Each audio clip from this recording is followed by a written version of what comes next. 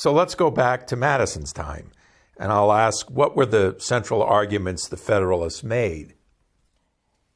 In a way, the central argument that the Federalists made was that the Articles of Confederation hadn't worked. The proposed Constitution was now the only alternative, take it or leave it.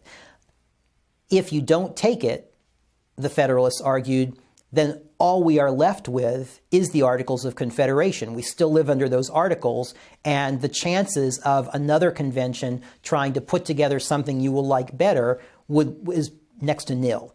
I think that is pretty much their biggest argument. What some of the opponents, the anti-federalists, said in the state ratifying conventions is, we would be willing to accept this Constitution if you would add amendments like this and like this and like this. In several states, notably Massachusetts and Virginia, opponents of the Constitution argued, we'll accept it if you amend it first, if you add this or subtract that.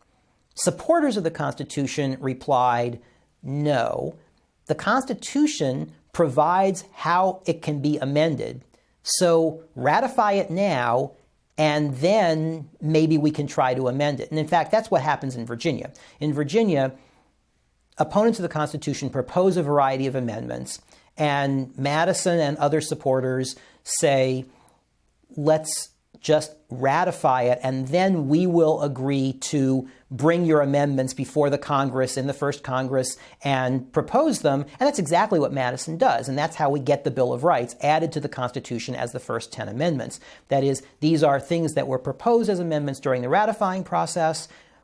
The Anti-Federalists were told, no amendments now, take it or leave it. And there are enough votes, just enough votes, to get it through. What about civic virtue? If we ask what the Federalists believe, do the Federalists believe in a virtuous citizenry? Sure they do. They also think a virtuous citizenry is not enough. A virtuous citizenry will not make sure that a government will work.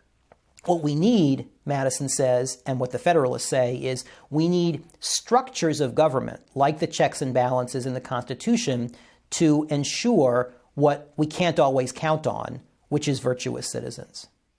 What arguments did the Federalists make against a Bill of Rights? This was the Federalists' great Achilles heel.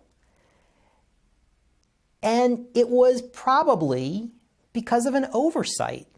That is, at the very end of the Constitutional Convention, one or two delegates suggested the idea of adding a Bill of Rights. And they don't do it. And they might not do it because by that point, they've been in Philadelphia for more than 3 months, they're exhausted, and they don't maybe see that this is going to become the Anti-Federalists' best argument. So what do the Federalists do? Now they have this Constitution that they want the states to ratify. It doesn't have a Bill of Rights. So Hamilton, in Federalist 84, the next to last Federalist paper, which he calls Certain General and Miscellaneous Objections to the Constitution Considered and Answered, finally tries to give an answer. This is the Federalist paper where he's trying to pick up all the other objections they haven't gotten to yet.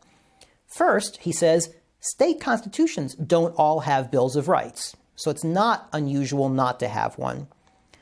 Then he points to specific provisions in the Constitution that protect people's liberty. He says, look, the Constitution does have a provision against habeas corpus suspension. It does have protection against ex post facto laws.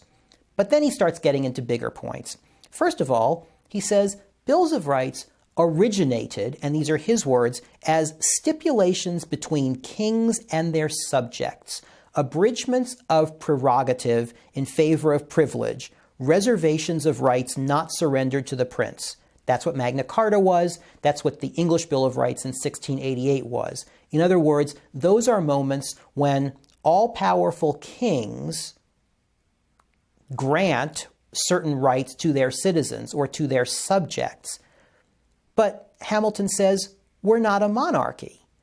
We don't have an all-powerful king. All power begins in the people. So why have a Bill of Rights? Are we simply trying to prevent the people from taking away the people's rights? Then he goes one step further, and he says a Bill of Rights would in fact be, and these are his words, dangerous. He says, once you create a Bill of Rights and enumerate which rights are protected, does that imply that any rights not listed there aren't protected? Or does it imply that the government, if it weren't for a Bill of Rights, would have the power to take away those rights you've just guaranteed in the Bill of Rights? So he's saying basically that any Bill of Rights implies more power in the national government than this national government actually has. I would add that Hamilton is clutching at straws here.